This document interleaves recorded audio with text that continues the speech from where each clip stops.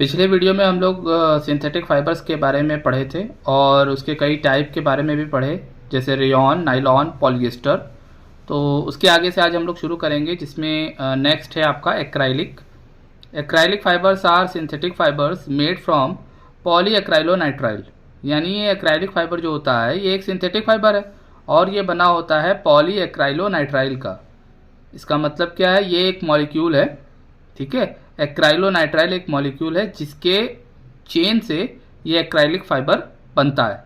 It resembles wool in its property, और ये देखने में वूल जैसा लगता है। एक्राइलिक फाइबर्स की प्रॉपर्टीज देख लेते हैं।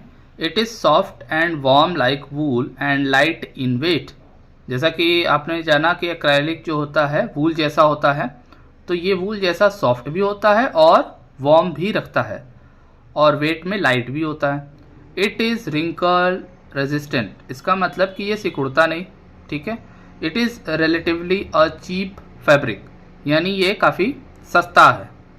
इसका यूज़ क्या है? Acrylic is use for making winter wears. इसका यूज़ जो है सर्दियों के कपड़े बनाने में, ब्लैंकेट बनाने में, क्विल्ट्स यानी रजाई वगैरह बनाने में इसका यूज़ किया जाता है, क्योंकि ये बॉडी को वार्म रखता है, ठीक है। वूल जैसा होता है, सॉफ्ट होता है, हल्का होता है, तो इसका यूज़ जो है विंटर वियर्स बनाने में किया जाता है। Advantages of synthetic fibres. इसका एडवांटेज क्या है? सिंथेटिक फाइबर्स के 4 सिंथेटिक फाइबर के बारे में हम लोगों ने पढ़ा। अब हम देखेंगे इसके क्या फ़ायदे हैं। पहला, ये दे आर ड्यूरेबल, यानी ये लंबे समय तक चलते हैं, स्ट्रॉन्ग होते हैं और चीपर होते हैं, यानी मजबूत होते हैं और सस्ते होते हैं। दे आर रिंकल रेजिस्टेंट, और ये जल्दी सिकुड़ते नहीं हैं। They are resistant to attack by moulds and moth, यानी जो मोल्ड्स और मॉथ जैसे छोटे कीड़े, इंसेक्ट्स वगैरह हैं, इनका अटैक नहीं होता, यानी वो कपड़े जल्दी ख़राब नहीं होते इन इंसेक्ट्स की वजह से। दे आर लाइट वेट, हल्के होते हैं और इस वजह से जल्दी से सूख भी जाते हैं। दे आर फ्लेक्सिबल, काफ़ी ज़्यादा फ्लेक्सिबल होते हैं, इनको किसी भी शेप में मोल्ड किया जा सकता है। They are easy to maintain and are washable, इनको मेंटेन करना ईजी है और ये बड़े आसानी से धुले भी जा सकते हैं। तो ये इसके कुछ फ़ायदे हैं कि भाई ये लंबे समय तक चलता है, स्ट्रॉन्ग होता है, सस्ता होता है, रिंकल नहीं होता, ठीक है। इस पर इंसेक्ट्स वगैरह नहीं लगते, हल्का होता है, फटाफट सूख जाता है और फ्लेक्सिबल भी होता है, ठीक है। इसके डिसएडवांटेज क्या हैं? They are not easy to wear in summers. काफ़ी सारे सिंथेटिक फाइबर समर में यूज़ करने लायक नहीं होते। They do not allow air to pass them, यानी उसमें से एयर पास नहीं होती, इस वजह से समर के लिए ये अच्छे नहीं होते। और समर के लिए अच्छे नहीं है, एयर को पास होने नहीं दे रहे, इसका मतलब कि ये स्वेट को भी एब्जॉर्ब अच्छे से नहीं करते। They get damaged bye ironing at high temperature, और इसको आयरन करने पे ये हाई टेम्परेचर पे क्या हो जाते हैं? डैमेज हो जाते हैं। They are more sensitive to heat and fire, और जैसा कि यहाँ पे लिखा है कि हाई टेम्परेचर पर ये डैमेज हो जाते हैं, तो ये हीट से सेंसिटिव होते हैं, ज़्यादा हीट पाएंगे तो ख़राब हो जाएंगे, ठीक है। They are not much comfortable to wear, और इसको पहनना बहुत ज़्यादा कंफर्टेबल नहीं होता है। तो ये कुछ डिसएडवांटेज है। Differences between different types of synthetic fibre. Synthetic fibre are sensitive to heat and temperature. जैसा कि मैंने बताया कि जो सिंथेटिक फाइबर्स होते हैं, इस पर हीट का काफ़ी ज़्यादा इफेक्ट पड़ता है। Therefore recommended not to wear in kitchen, इसलिए इसको किचन में नहीं पहनना चाहिए। Different fibres can be distinguished on the basis of their burning property. यहाँ पर आपको टेबल में बताया गया है कि बर्निंग प्रॉपर्टी के हिसाब से कौन कौन से फाइबर्स हैं। बाय परफॉर्मिंग बर्निंग टेस्ट, इन सब का बर्निंग टेस्ट हुआ है। सबसे पहले नायलॉन। नायलॉन जो होता है ये श्रिंक हो जाता है टू फॉर्म अ बीड, यानी जैसे प्लास्टिक जलाते हैं तो वो जल के सिकुड़ के एक छोटा बीड बन जाता है, तो इसी तरीके से नायलॉन है। नायलॉन भी जो है एक बीड का फॉर्म ले लेगा अगर इसको हम स्लो बर्निंग करेंगे तो। रेयॉन की बात करें तो ये जो है फटाफट जल जाता है विथ स्मेल, और एक बैड स्मेल भी आती है इसको जलने पर। एक्राइलिक जो भी हम लोगों ने पढ़ा, ये भी श्रिंक हो जाता है। पॉलिएस्टर, और ये भी श्रिंक हो जाता है। तो देखो इसमें एक चीज़ नोटिस करो कि ये सब बड़ी आसानी से जल रहे हैं और ये सब जलने पर श्रिंक हो जाते हैं। अब श्रिंक होने का मतलब क्या है कि ये हाई टेम्परेचर पर पहनने लायक नहीं होते, बिकॉज अगर ये समहाउ हीट को कैच किया या हाई टेम्परेचर पे गया तो ये सिकुड़ना शुरू हो जाएगा, जो हमारे बॉडी के लिए अच्छा नहीं होता। हाँ, नेक्स्ट टॉपिक है plastic. Plastic is a material that consist of a wide range of synthetic और सेमी सिंथेटिक पॉलीमर।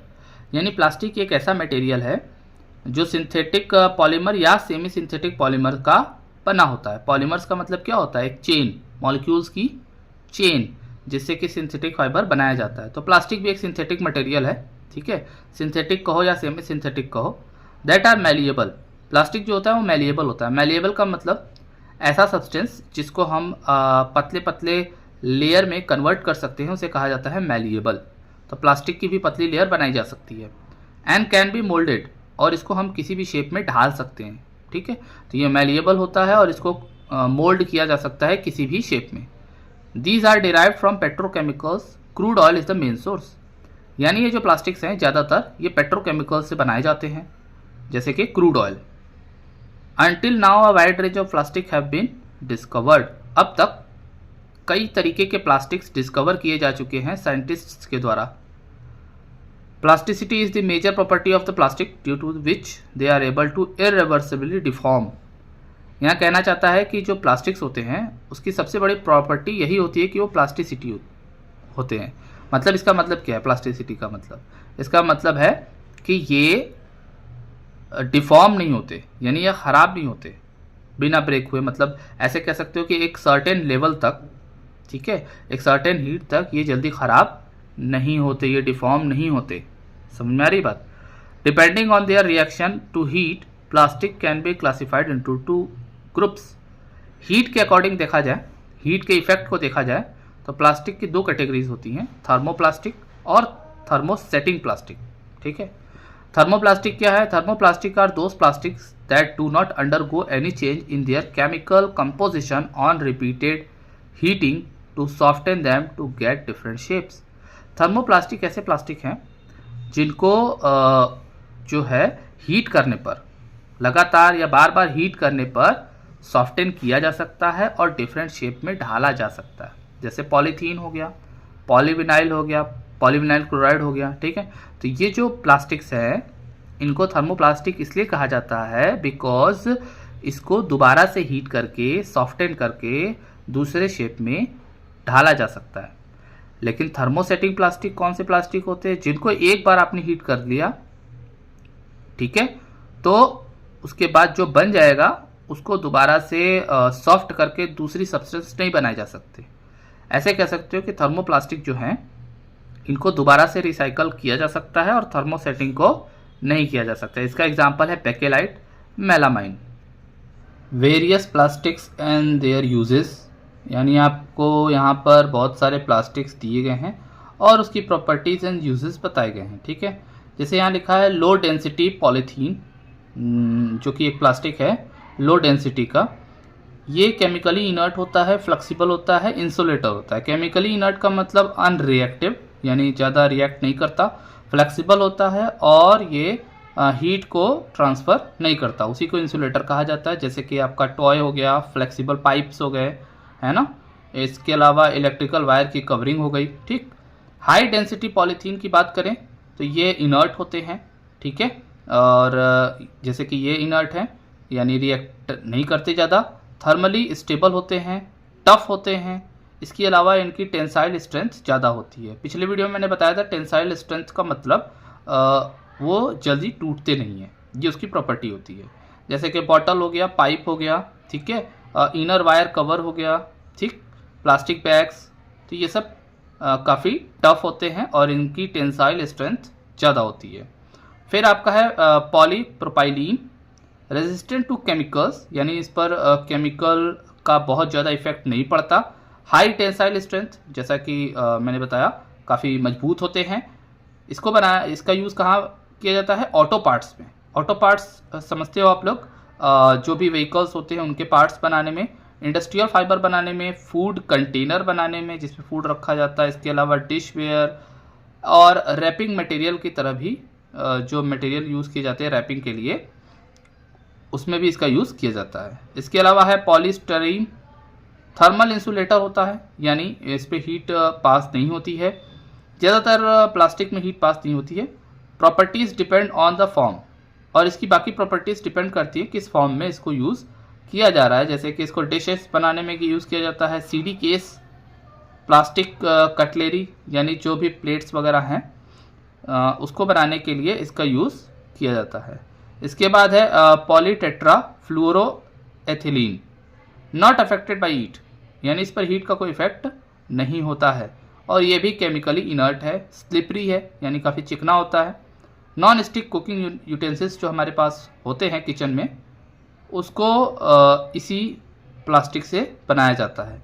इसके अलावा है पॉलीविनाइल क्लोराइड, ये इंसुलेटर होता है, इंसुलेटर मैंने बता दिया, यानी इस पर हीट ट्रांसफ़र नहीं होती है। ठीक है। Pipe, lawn chair, hand bag जो यूज़ करते हैं प्लास्टिक का, curtain cloth, non food bottles यानी ऐसे बॉटल जिसमें फूड वगैरह नहीं स्टोर होता है, ऐसे बॉटल्स को बनाने के लिए पॉलीविनाइल क्लोराइड का यूज़ किया जाता है। ठीक है ना, ये इंसुलेटर होते हैं। बैकेलाइट जो होता है वो हीट और केमिकल रेजिस्टेंट होता है, यानी इस पर हीट का कोई असर जल्दी नहीं होता है।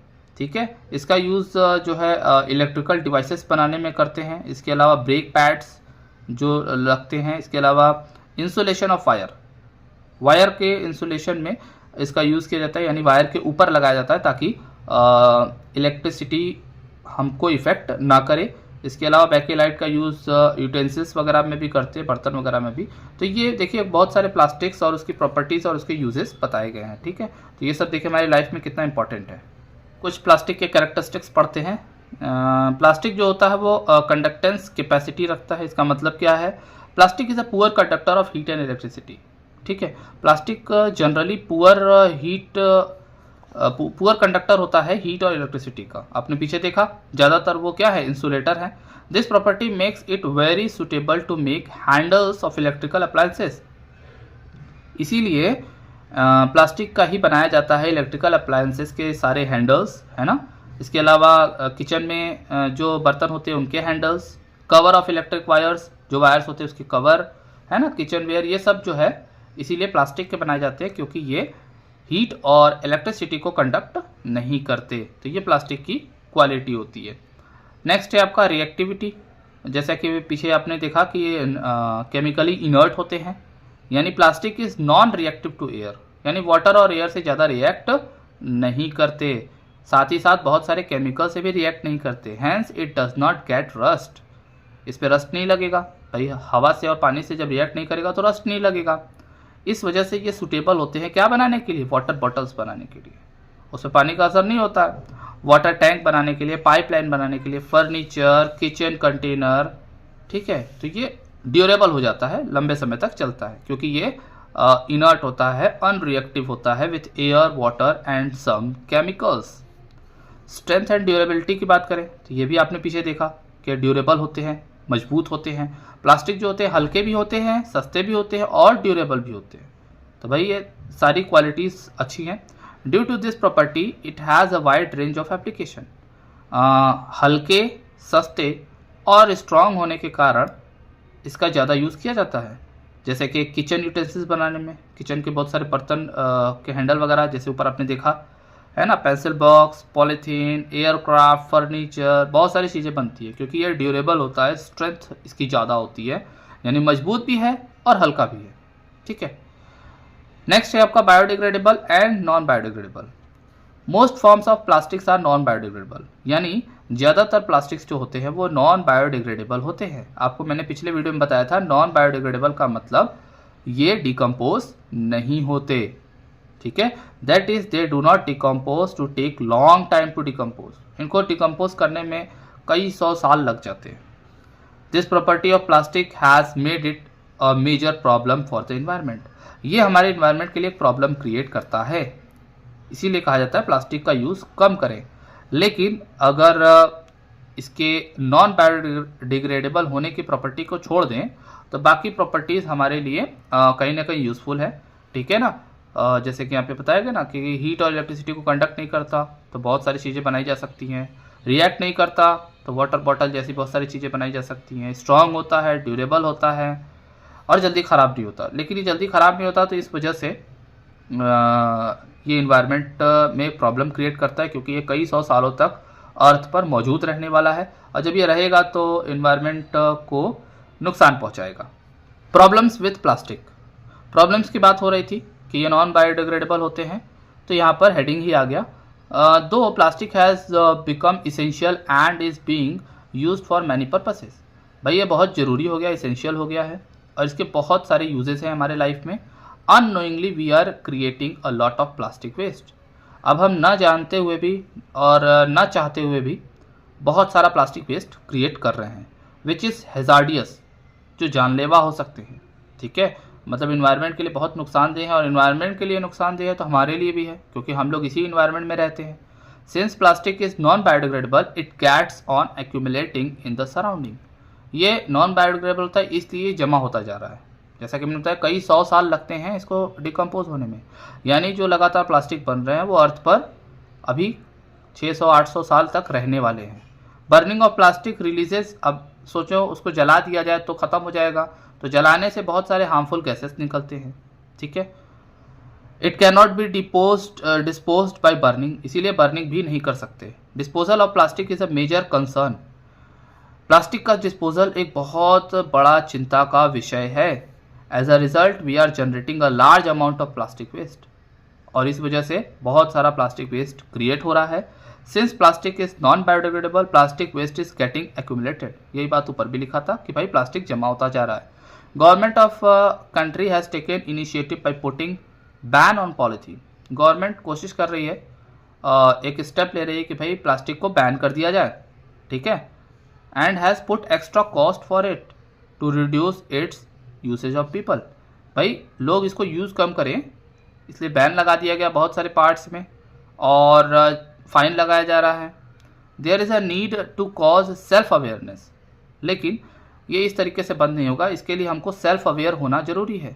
आपको ये चैप्टर पढ़ाया जा रहा है, आप समझ रहे होगे कि ये नॉन बायोडिग्रेडेबल है, तो ये कितना ज़्यादा क्रिएट हो रहा है और कितना ज़्यादा एक्यूमुलेट हो रहा है, जमा होता जा रहा है among people to reduce it. तो भाई इंसान को खुद से सेल्फ अवेयर होना पड़ेगा, इसके यूजेस को कम करना पड़ेगा। ठीक है ना, and make more use of cloth bag, यानी कपड़े के जो बैग्स होते हैं उसका यूज़ करें या पेपर का बैग यूज़ करें, बिकॉज ये बायोडिग्रेडेबल होते हैं, इनको डिकम्पोज होने में ज़्यादा समय नहीं लगता है, तो इसका बैग यूज़ करना चाहिए। ठीक है, अब हम ही लोग हैं, हम लोग इसको चेंज करेंगे तो होगा, नहीं तो प्लास्टिक जमा होता जाएगा। का प्रिवेंशन फ्रॉम इट्स यूज़। ठीक है ना, अब प्रॉब्लम आ गया, तो अब इसको कैसे हम कम कर सकते हैं, लिखा है इसके लिए हमें 3R फॉलो करना पड़ेगा। ठीक है, 3R में सबसे पहला है रिड्यूस। रिड्यूस में क्या है, we should reduce the use of plastic. Plastic का यूज़ हमें कम करना पड़ेगा, उसकी जगह हमें कपड़े का बैग, जूट का बैग या पेपर बैग का यूज़ करना चाहिए, क्योंकि ये सारे बायोडिग्रेडेबल होते हैं।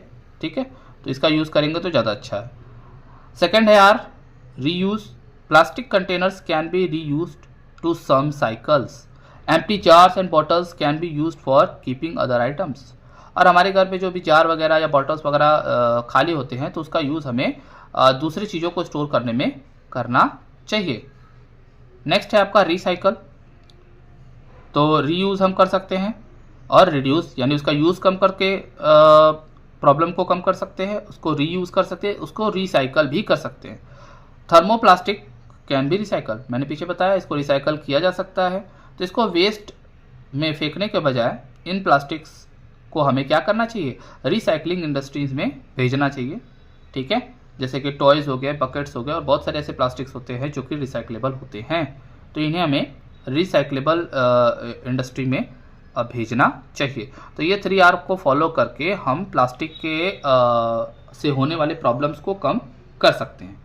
तो ये था आपका synthetic fibre and plastic chapter, ये कंप्लीट हो गया है। अब नेक्स्ट वीडियो में आपको मैं इसकी एक्सरसाइज करा दूंगा।